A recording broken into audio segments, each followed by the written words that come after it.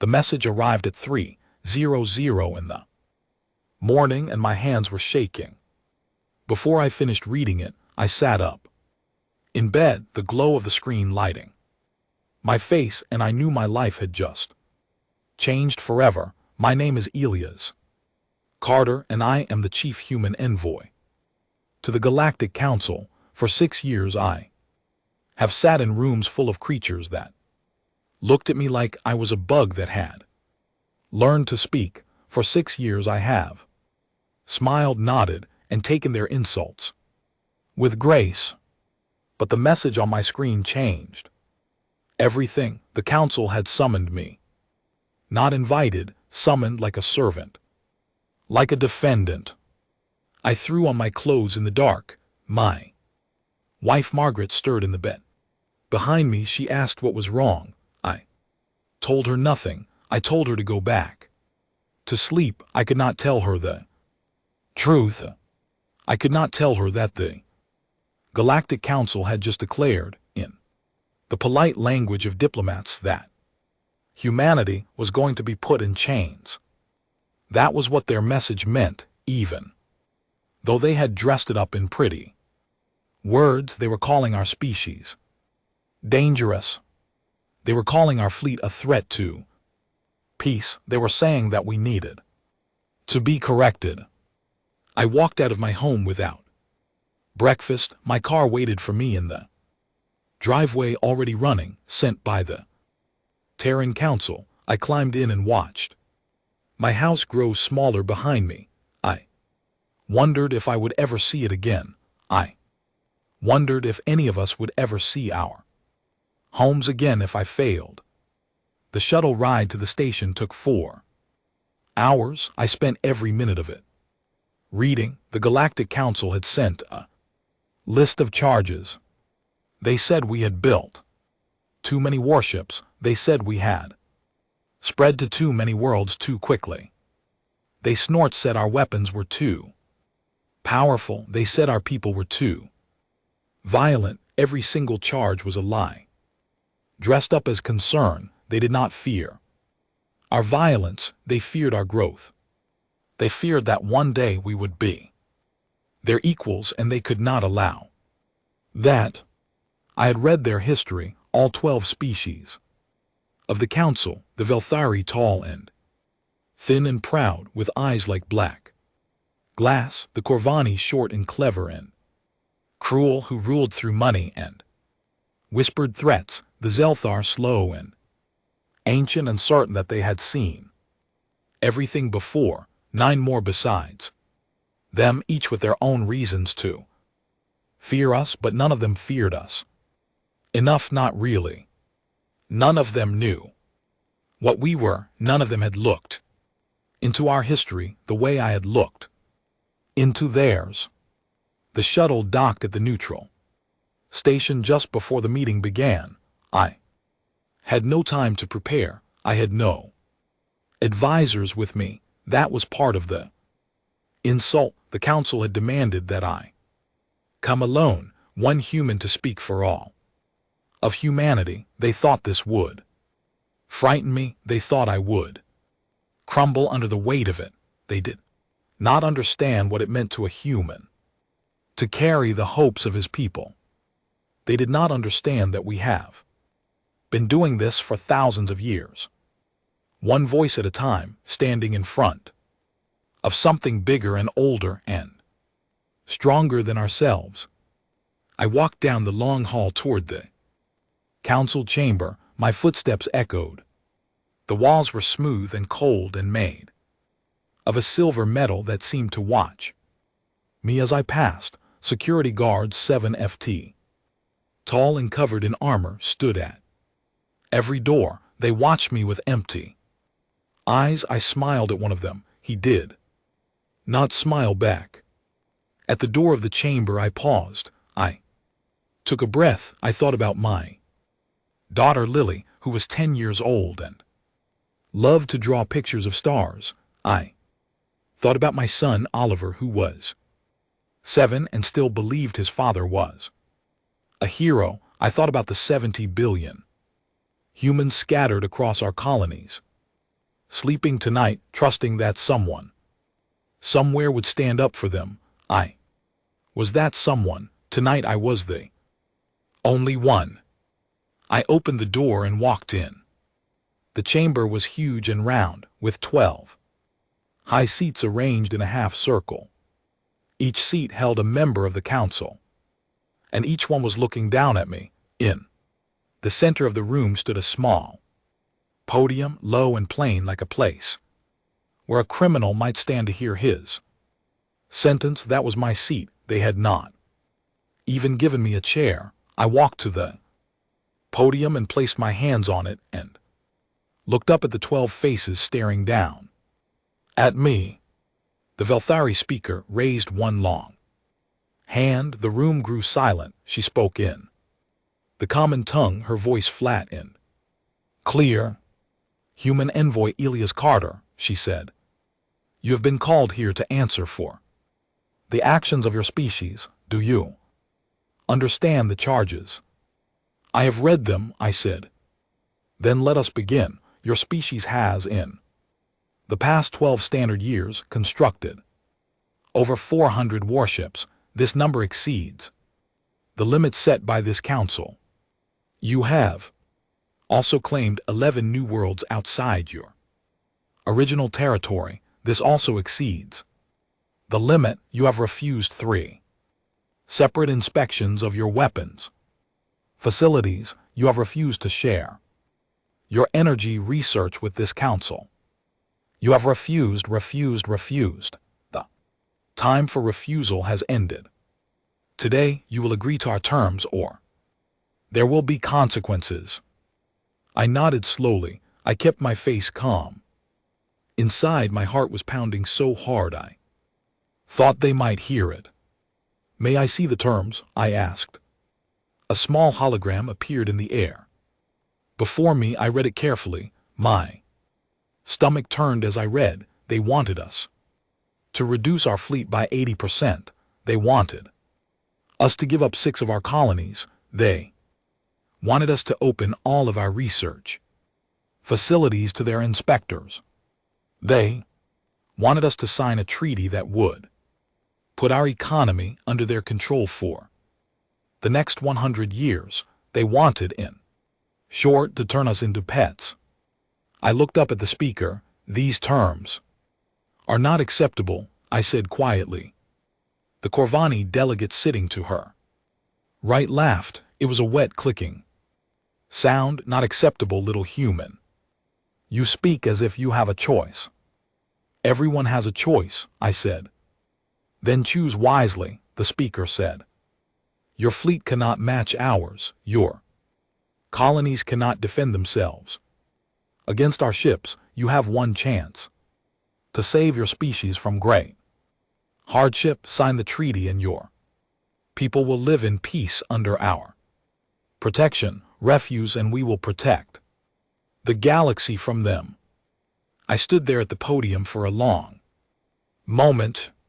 I looked at each of the 12 faces. I saw no kindness in any of them. I saw no respect. I saw only the cold certainty of those who believed they had already won. But they had not won. They had made one mistake. They had believed their own story about us. They had spent 6 years watching us smile and bow and agree to their small rules, and they had decided that we were weak. They had decided that we were afraid. They had decided that when pushed we would bend. They did not know that my government had been preparing for this day since the moment we first met them. They did not know what was waiting in the dark corners of their own territory. They did not know what I was carrying in the small case at my feet. I let myself smile just a little. "Just enough. Honored members of the council," I said, "I would like to request 1 day to review the terms in full. I wish to consult with my government before giving my answer. Surely you can grant me that courtesy." The speaker considered, then she nodded. "1 day, no more. Tomorrow at this same Hour you will return, and you will give us your answer. Thank you, I said. I picked up my case, I turned and walked out of the chamber. My legs felt weak, but I did not let it show. Behind me, I could hear the council members muttering to each other in their own tongues. I could hear the small clicks and hisses of creatures who believed they had already won. They had not won, not yet. Back in my quarters, I locked the door behind me. I sat down on the edge of the bed and let my hands shake. For the first time in hours, I allowed myself to feel the fear. It washed over me like cold water. Then I pushed it down deep, down where it could not reach me. I opened my case. Inside were two folders. The first was thick, filled with every treaty and compromise my government had prepared for me. I had been ready to use that folder. I had hoped to use that folder, but I knew now that I would not. The second folder was thin, only 3 pages. I had hoped I would never need to open it. Tomorrow I would open it. The next morning I woke before the light came through the small window of my quarters. I had not slept well. Every time I closed my eyes, I saw the faces of the council members staring down at me. I saw my children. I saw my wife. I saw every person I had ever known. The weight of it was almost too much to carry. I made myself a cup of coffee from the small machine in the corner. The coffee was weak and bitter, but I drank it anyway. I sat at the small desk and opened the thin folder one more time. I read every word. Even though I had already read it 100 times, I wanted to be sure. I wanted no doubts. At the bottom of the last page there was a single line, handwritten by the President of the Terran Sovereignty herself. Her name was Catherine Bell, and she was the strongest leader our species had ever produced. Her handwriting was small and sharp. Do what you must, Ilias. We are with you.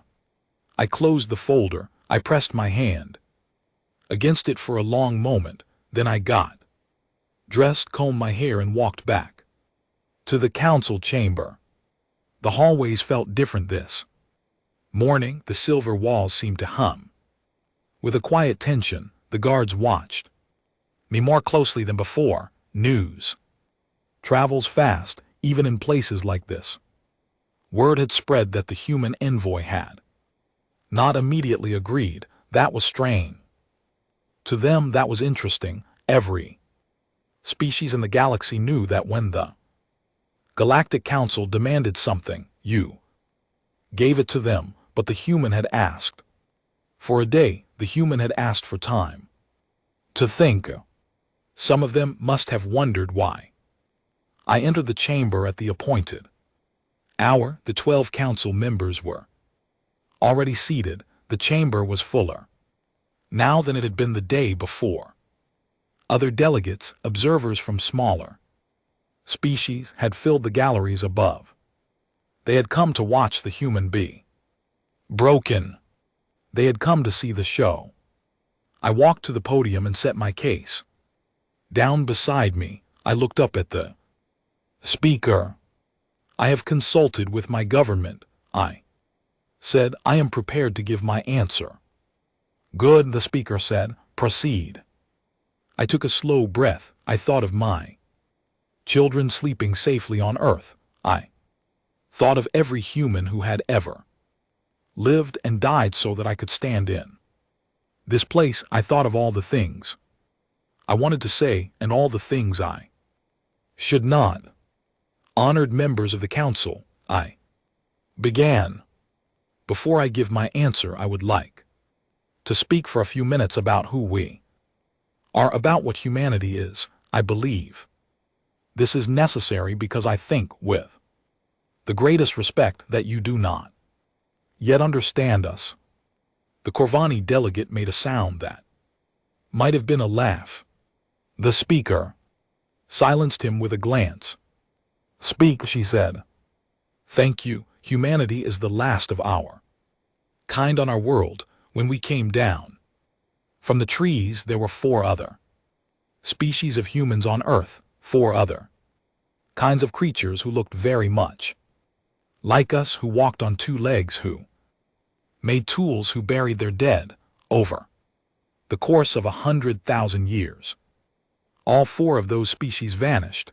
Only we remained. Why? Not because we were the strongest. Some of them were stronger than us. Not because we were the smartest. Some of them had larger brains. We remained because we were, in one single way, different from them. We could cooperate with strangers. We could form bonds with people we had never met. We could unite across great distances for a common purpose.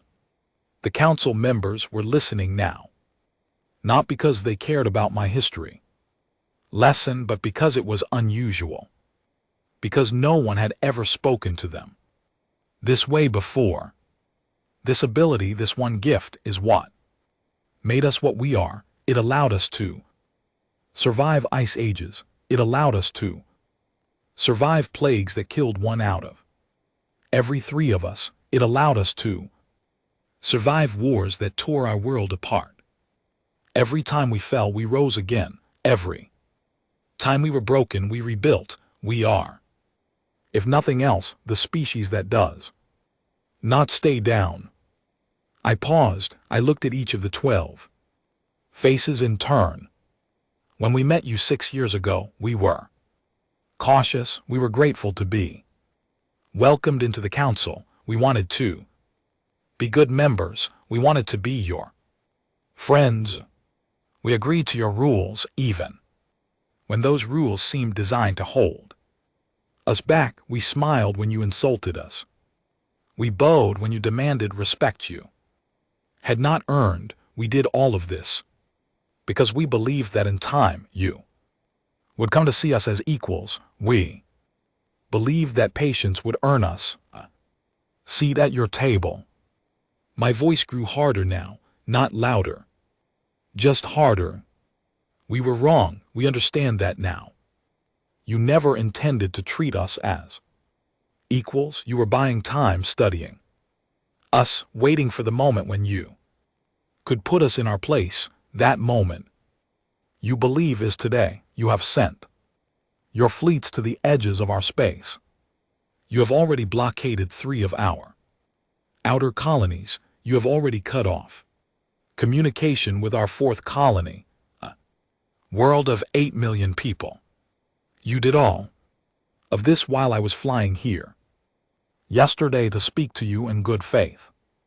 The council members shifted in their seats. They had not expected me to know all of this. They had not expected me to speak of it openly. They had believed that distance and time would hide their actions until the treaty was signed. So let me give you my answer, I said. I will not sign your treaty. A hiss went through the gallery. The Corvani delegate stood up, his small face twisted with anger. Then you have chosen the fate of your species, human. You have chosen destruction over peace. You will regret these words before the sun sets on your foolish world. Sit down, I said quietly. He did not sit. How dare you command me? Sit down, I said again, or what I am about to say will happen without you hearing it, and you will be the last of your council to understand what has occurred. Something in my voice made him stop. He looked at me. He saw something in my face that he had not seen before. He sat down slowly. I turned back to the speaker. You believed, I said, that because we smiled we were weak. You believed that because we cooperated we were afraid. You believed that because we wanted peace we did not know how to make war. You were wrong about all 3 things. Let me show you why. I bent down, I opened my case, I took out the thin folder, I placed it on the podium before me. 6 years ago, when we joined this council, my government made a quiet decision.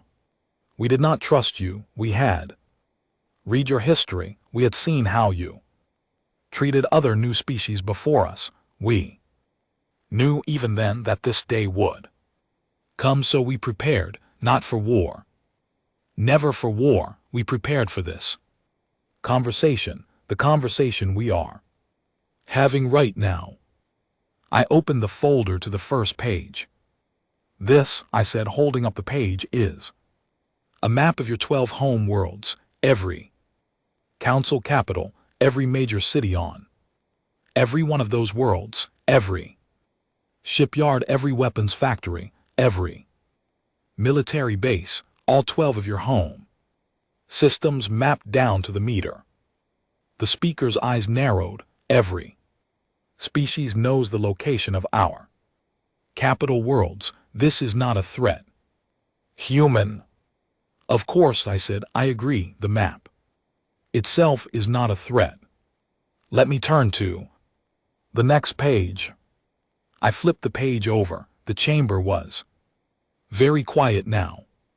This is a list of 43 human vessels.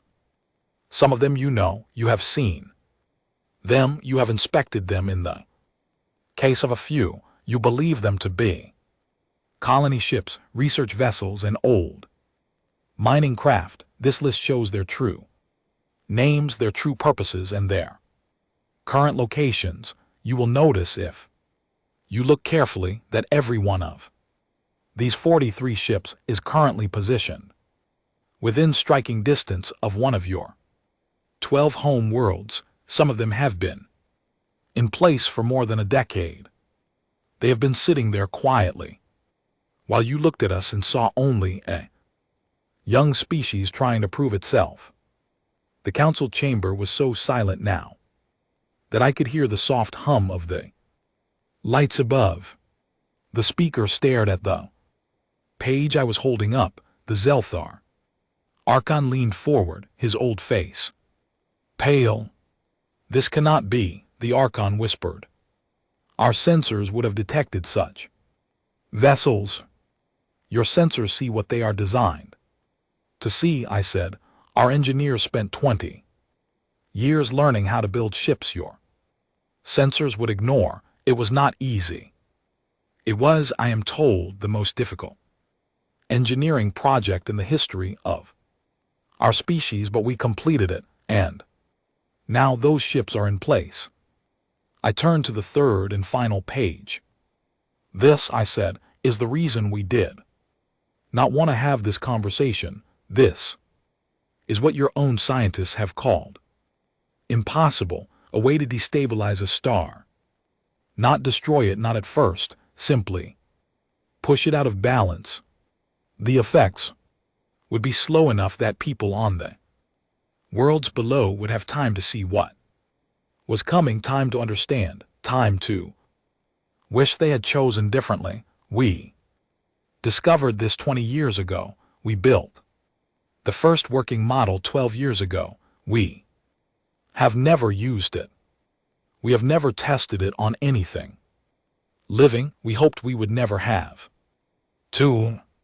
I closed the folder. I looked up at the council. This is not a threat, I said.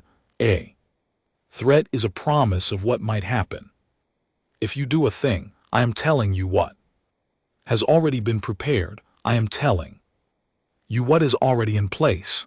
The decision of whether or not it happens is no longer in my hands. It is now entirely in yours. The silence that followed my words was unlike anything I had ever heard. It was not just the absence of sound. It was a thick, heavy silence, the kind of silence that exists only in places where something terrible has just been understood. I stood at the podium with my hands folded and waited. I did not speak. I had said what I came to say. Now it was their turn. The speaker was the first to move. She did not speak. She turned to her aide, a smaller Velthari who stood at her side, and whispered something. The aide hurried from the chamber. I could guess what was happening. The council was trying to verify my claims. They were trying to find my ships. They were scanning their own systems. They were right now sending urgent messages to their home worlds.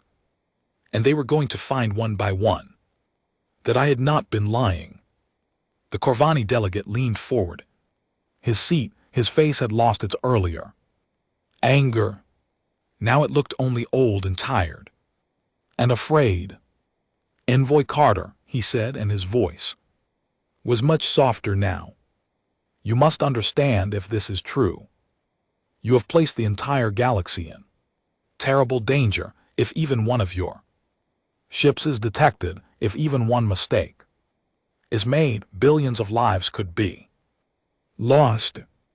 "I understand this," I said. "That is why we have waited so long. That is why we have tolerated so much. That is why even this morning I came to this chamber, hoping we would not need to have this conversation. The danger to the galaxy is not something we placed here. Danger was placed here by you the moment you decided to treat us as lesser beings. We simply made sure that if the worst came, we would not be the only ones to suffer for it." Another member of the council spoke now.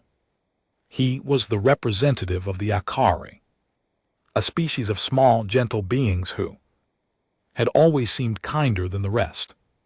His voice was shaking. "This is madness. You would destroy 12 worlds, 12 civilizations, many of them ancient beyond your understanding. You would end so many lives." I looked at him steadily.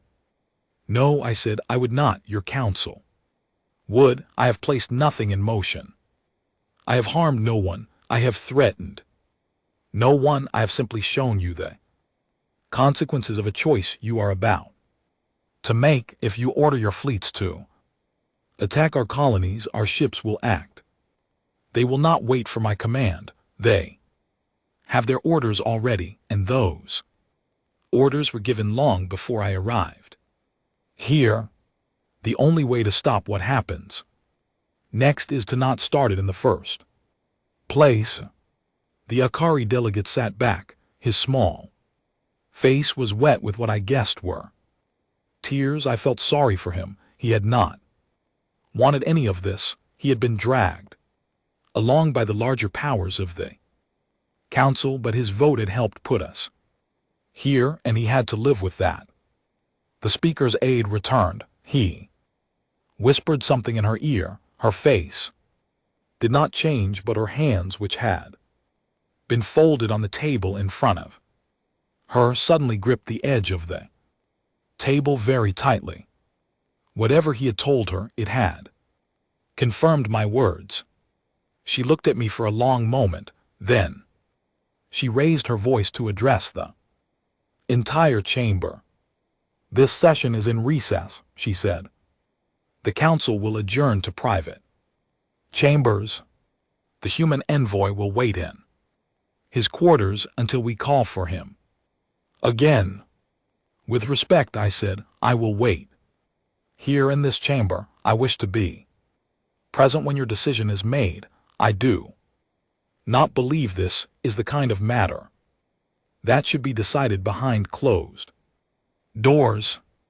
The speaker looked at me. For the first time, I thought I saw something like respect in her dark eyes. "Very well," she said, "you may wait. Here the council will step aside. Briefly, we will return." The 12 members rose together and walked through a side door into a smaller chamber. The door closed behind them. I was left alone in the great round room, with only the observers in the galleries above watching me. I could feel their eyes on me. I could hear their whispers. Word was spreading fast through the station, through the entire galaxy. Probably By now every species with a ship in the sector knew that the human envoy had stood before the council and refused to kneel.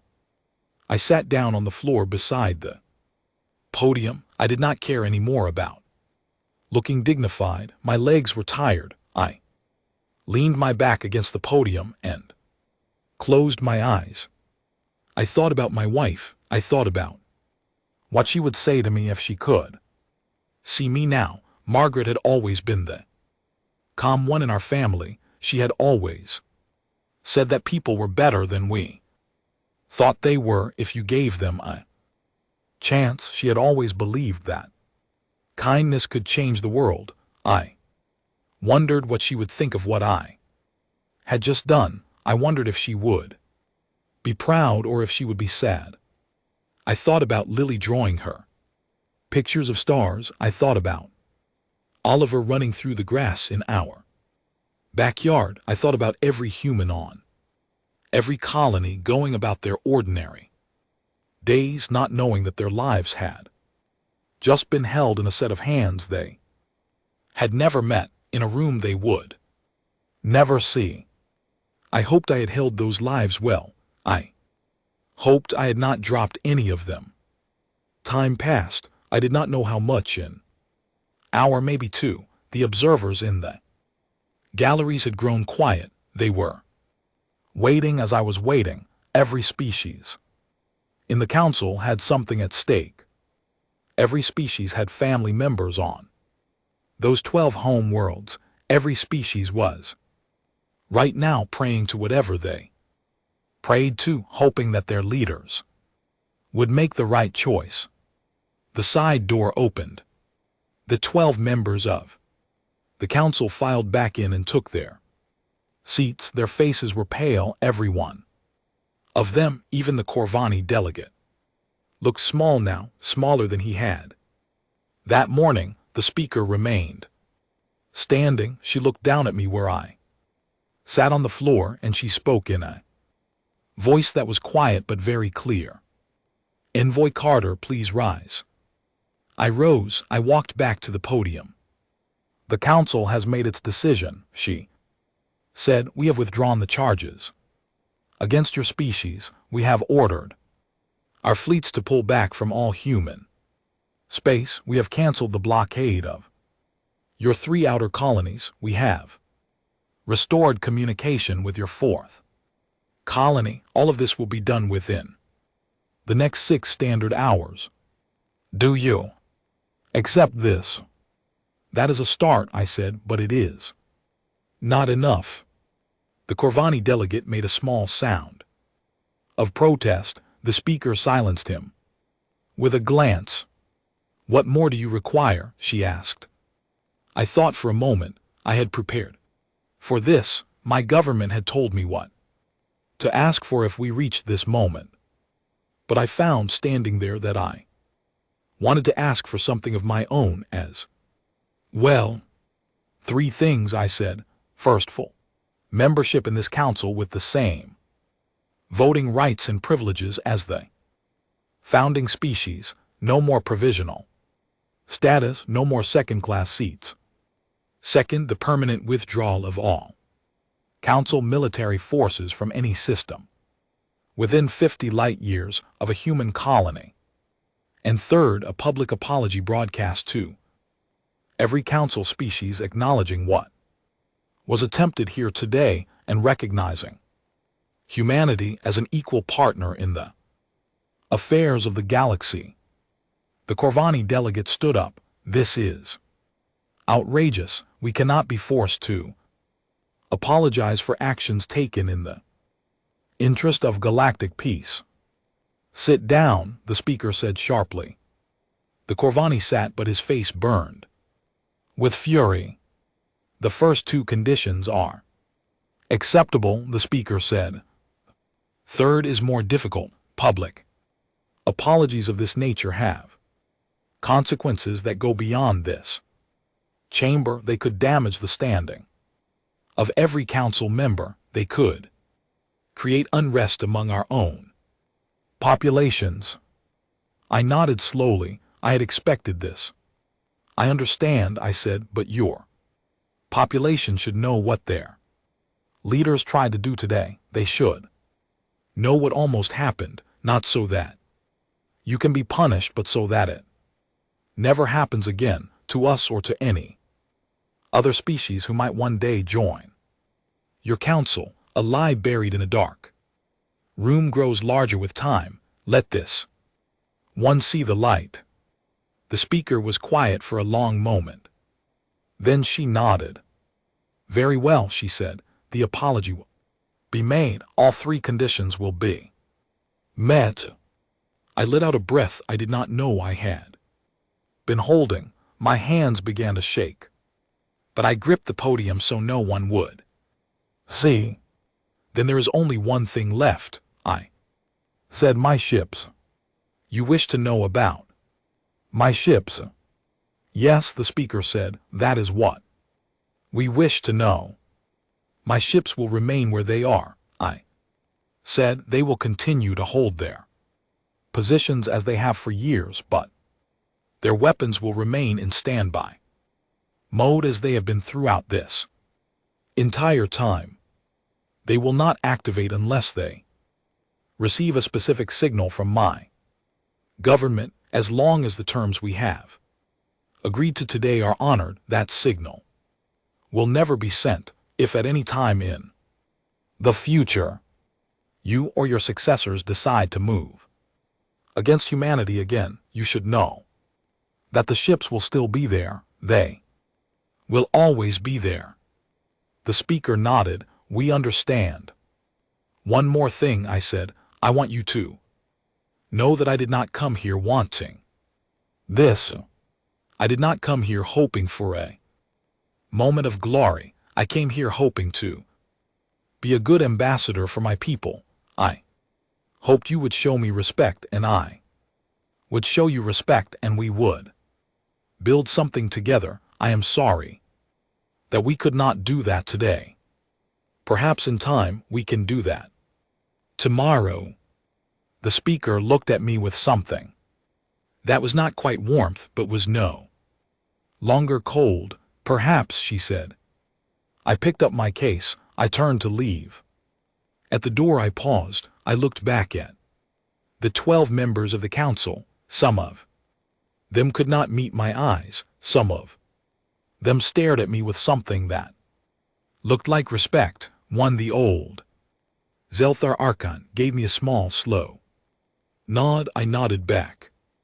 Then I walked out of the chamber, and the door closed behind me, and I stood in the silver hallway and took the first full breath I had taken in 2 days.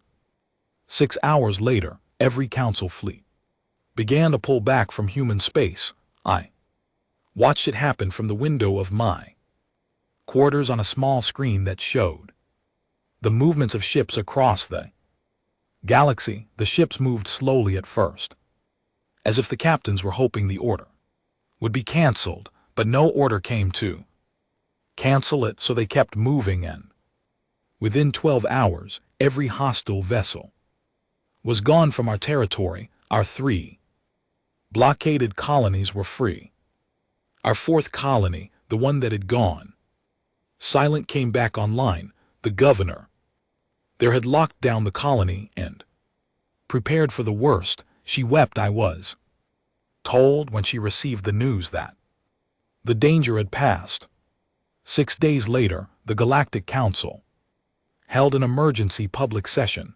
It was broadcast to every species on every world in every tongue. The speaker of the Velthari stood before the galaxy and read a statement. In it she acknowledged that the council had attempted to force unfair terms upon the human species. She acknowledged that the actions of the council had been wrong.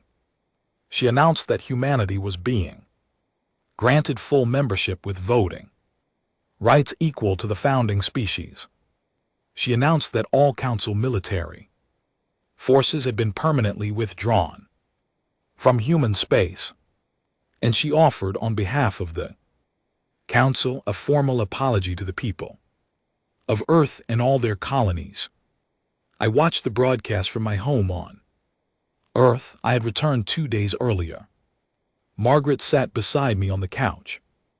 Lily and Oliver sat on the floor in front of us, watching with wide eyes, not fully understanding. When the speaker finished, Margaret turned to me and took my hand. She did not say anything. She did not need to. I knew what she was thinking. I was thinking it too.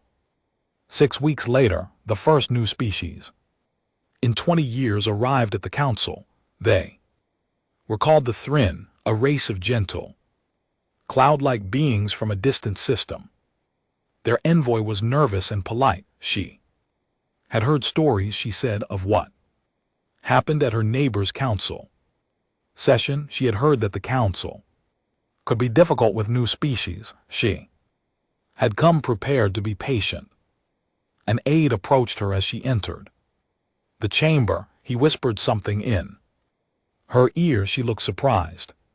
Then she looked toward the human delegation, where I now sat as a full council member, and she gave a small, respectful bow. I learned later what the aide had told her. It had become by then a phrase that every new species heard when they first arrived at the council, a phrase that every aide whispered quietly just before the doors opened.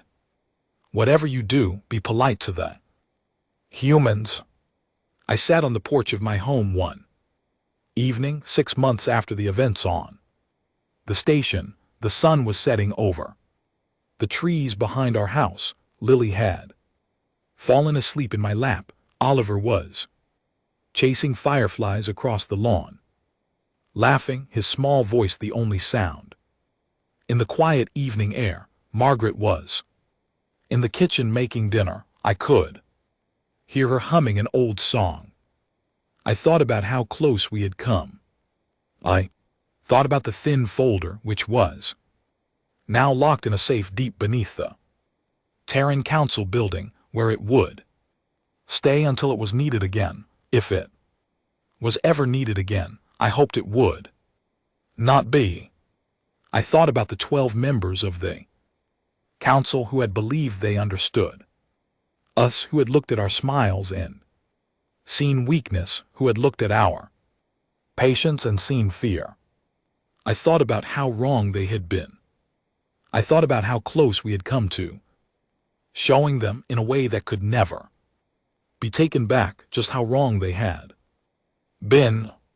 But we had not shown them. In the end, we had walked away. We had made our point, and we had walked away because that is who we are. We are the species that fights when it must but does not fight when it does not have to. We are the species that prefers peace, even when peace is hard, even when peace costs us pride. We are the species that, in the end, always chooses the path that keeps as many of us alive as possible. The Galactic Council would never forget what had happened. The story would be told and retold in chambers and hallways and ships across 1,000 worlds. Children who had not yet been born would learn about the day the human envoy stood before the council and opened a thin folder. They would learn about the silence that followed. They would learn about the choice that was made by both sides on that strange day when the galaxy almost came apart. And they would, I hoped, learn the lesson that the council had learned. The lesson that every species in the galaxy was now slowly beginning to understand. Humanity was not weak. Humanity was not afraid. Humanity was not a species to be pushed or cornered or told what to do. We were, for better or worse, a species that had survived everything our own world had thrown at us, and we were not going to bow to anything that came from the stars. We came to the galaxy in good faith, hoping to be friends. We still hoped for that. We would always hope for that, but if friendship was not offered, we would settle for respect. and if respect was not offered, we would take it.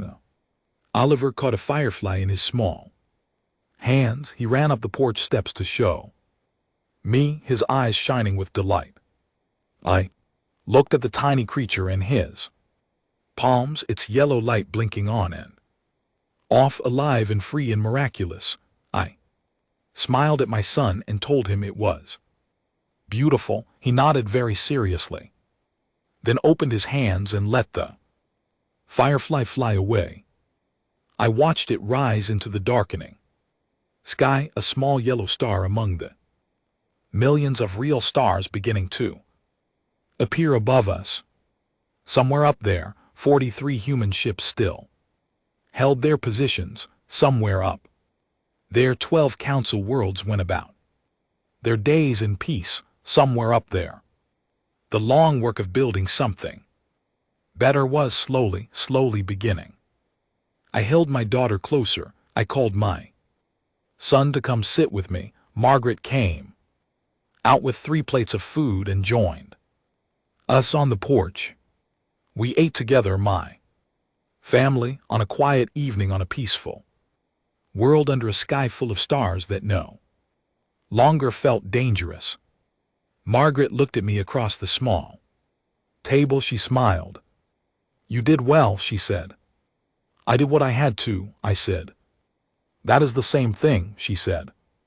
I took her hand. I did not say anything else. I did not need to. The stars were coming out one by one, and the evening was cool, and my children were laughing, and the galaxy for now was at peace. Negotiations had ended long ago in a small chamber on a neutral station, and from the silence that followed, something new had begun. Something better. Something I hoped that would last.